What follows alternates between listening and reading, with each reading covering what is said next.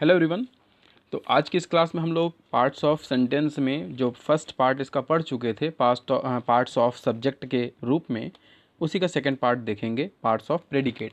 तो जो दूसरा हिस्सा सेंटेंस के अंदर मौजूद होता है जिसको हम लोग पार्ट्स ऑफ प्रेडिकेट बोलते हैं, तो उसमें क्या क्या चीज़ें इंपॉर्टेंट होती हैं उन चीज़ों को हम लोग आज डिस्कशन करेंगे।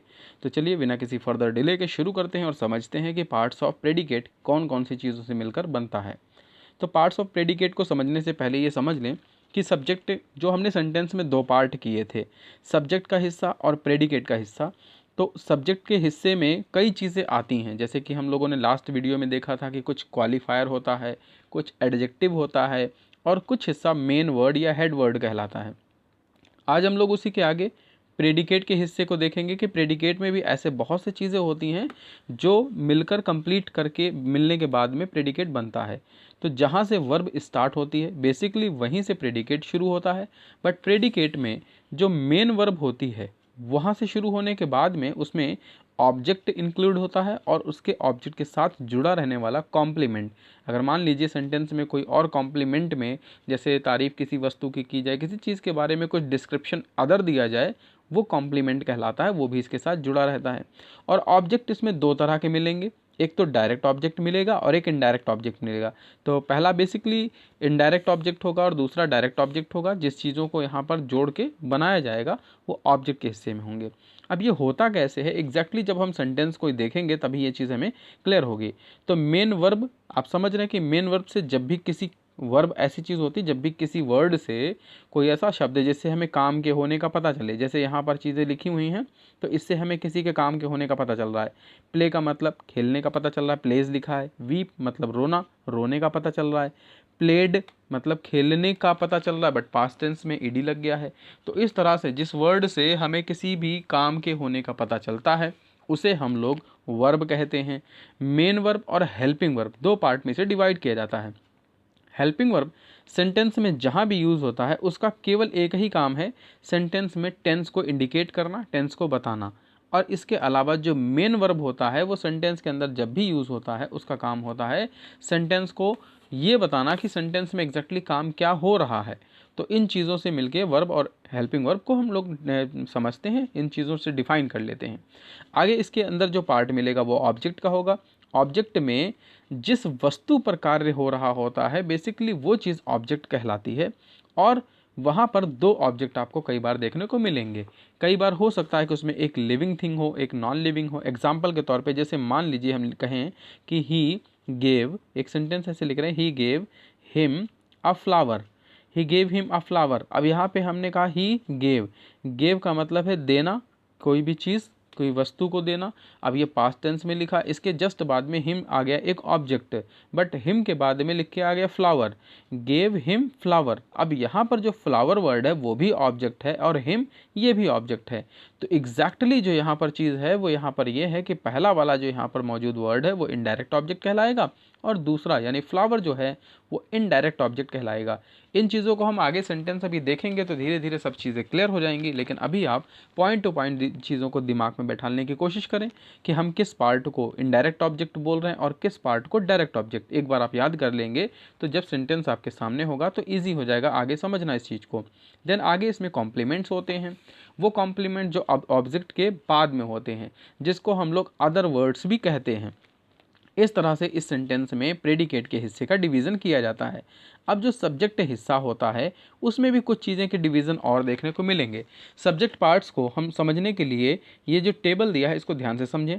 राम प्लेज, अब राम खेलता है, प्लेज में एस लगा हुआ है।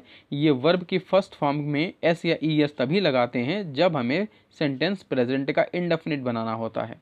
अब यहाँ पर लिखा है राम प्लेज, राम खेलता है। इसी तरह से दूसरे सेंटेंस में कहा जा रहा है मीना वीप्स। अब यहाँ पर भी एस एक वर्ड जुड़ा हुआ है वीप में, वीप मेन वर्ब है और एस इसके साथ जोड़कर इसे पास्ट प्रेजेंट का इंडेफिनिट सेंटेंस बना रहा है। मीना वीप्स मतलब हो गया मीना रोती है। इस तरह का ये सेंटेंस बनेगा। अब यहाँ पर ये सेंटेंस, दोनों ही सेंटेंस जो दिए हुए हैं पहले दूसरे, राम और मीना वाला सेंटेंस, ये दोनों ही प्रेजेंट टेंस में है और इसमें एस या ई एस लगा के मेन वर्ब के साथ इसे जोड़ा गया है। लेकिन इसमें हिस्से जब हम टुकड़े में करेंगे इसे सेंटेंस को तो राम वर्ड जो है एक सब्जेक्ट कहलाएगा, यह नाउन है। मीना सब्जेक्ट कहलाएगा और प्लेज खेलने का काम जो कर रहा है वो, बाकी का हिस्सा जो है उसको डिवाइड कर देंगे हम प्रेडिकेट में। तो आप बार बार इन चीज़ों को फोकस करें कि हम कहाँ से डिवाइड करेंगे सेंटेंस को, कहाँ से प्रेडिकेट शुरू होगा और कहाँ से सब्जेक्ट शुरू होगा। तो इस जगह पर दूसरे सेंटेंस में वीप्स लिखा है, ये भी प्रेडिकेट के हिस्से में आ जाता है। नेक्स्ट वन सेंटेंस कुछ इस तरह से ही है कि लिखा है ही और उसके बाद प्लेड, तो ही जो है ये सब्जेक्ट है। अब यहाँ पर ध्यान देंगे कि ये कोई नाउन नहीं है, यहाँ पर ये ही जो है वो एक प्रोनाउन है और प्रोनाउन का यूज़ करके भी सेंटेंस बनाए जाते हैं। तो स्टार्टिंग में सेंटेंस जब शुरू किया जाता है वहाँ पर नाउन भी हो सकता है, प्रोनाउन भी हो सकता है, जीरेंड भी हो सकते हैं और इसके अलावा इन्फिनिटिव भी हो सकते हैं। ये चीज़ आगे हम सेंटेंसेस को और ज़्यादा जब ढेर सारे सेंटेंस सॉल्व करेंगे तो सब चीज़ों में बार बार देखते देखते आदत में आ जाएगा और चीज़ें आसानी से समझने लगेंगे। लेकिन अभी यहाँ पे आपको समझना है कि जहाँ से मेन वर्ब स्टार्ट होता है वहाँ से प्रेडिकेट हिस्सा और उसके ठीक पहले का हिस्सा सब्जेक्ट कहलाएगा। तो इस तरह से हमें इसका डिवीज़न करके चलना है। अगले सेंटेंस में यहाँ पर कहा जा रहा है ही प्लेड, तो यहाँ पर ही सब्जेक्ट हो गया और प्लेड प्रेडिकेट हो गया। इसी तरह से शी वेप्ट, तो शी यहाँ पे सब्जेक्ट के हिस्से में आ गया और वेप्ट जो है प्रेडिकेट के हिस्से में आ गया। तो ये दो टुकड़ों में हम इस तरह से डिवाइड कर रहे हैं। नेक्स्ट वन में स्मोकिंग इज इंजीरियस, स्मोकिंग मतलब धूम्रपान करना, इंजीरियस मतलब खतरनाक होता है या फिर जानलेवा होता है। तो धूम्रपान करना जानलेवा है या हानिकारक है।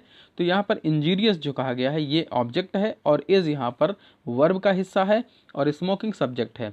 लेकिन अभी हम यहाँ पर केवल दो पार्ट कर रहे हैं, पहला हिस्सा सब्जेक्ट और दूसरा हिस्सा प्रेडिकेट, तो इसे हम दो टुकड़ों में केवल डिवीजन करेंगे। नेक्स्ट वन बिल्कुल इसी तरह से टू वॉक इज़ यूज़फुल, तो टू वॉक इज़ यूज़फुल का मतलब है टहलना स्वास्थ्य के लिए लाभदायक है, यानी टहलना लाभदायक होता है। इस तरह से सेंटेंस को इंग्लिश में कहा गया है कि टू वॉक इज़ यूज़फुल।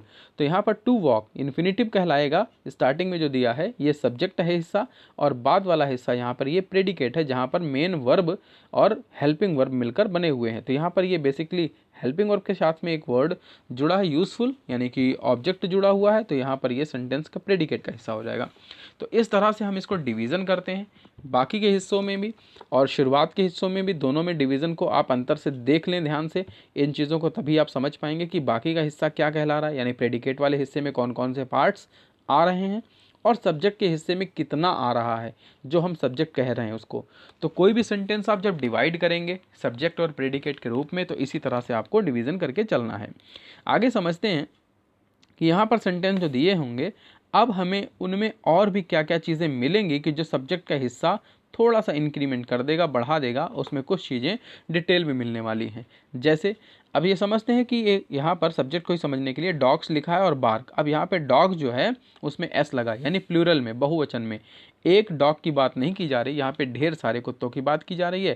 तो ये प्लूरल सेंटेंस कहलाएगा और इस प्लूरल सेंटेंस में भी जो यहाँ पर सब्जेक्ट यूज़ हुआ है उसको हम सब्जेक्ट में रखेंगे। डिवाइड हमें हर बार वहीं से करना है जहाँ से कोई वर्ब शुरू हो रही है। बार्क यहाँ लिखा है, बार्क का मतलब होता है भौंकना, ये एक वर्ब है, इसको प्रेडिकेट के हिस्से में हम डिवाइड कर देंगे। देखिए साथ ही साथ आप ये समझते चलिए कि कोई भी सेंटेंस में जब भी हम सब्जेक्ट प्रेडिकेट या इन चीज़ों में डिवीज़न करते हैं तो हमें हर पार्ट का नाम पता होना चाहिए और पहचानने की एक कैपेसिटी होनी चाहिए जिससे हम उसको पहचान पाएँ, तभी हमारे लिए सेंटेंस आसान होगा। और इसके लिए सबसे बेहतर तरीका है कि आप सेंटेंस जो भी देख रहे हैं इन चीज़ों को बार बार आप समझें, सॉल्व करें और अपने बुक्स में भी उन चीज़ों को फाइंड आउट करके उनको नोट डाउन करें, अपने पास में नोट्स बनाएं जिससे कि आपको ये चीज़ें क्लियर हो जाएं। और मोस्ट इंपॉर्टेंट चीज़ कि जो भी सामने आपके वर्ड आता है, जैसे बार्क लिखा है, डॉग्स लिखा है, इन सब का आपको हिंदी मतलब भी पता होना चाहिए।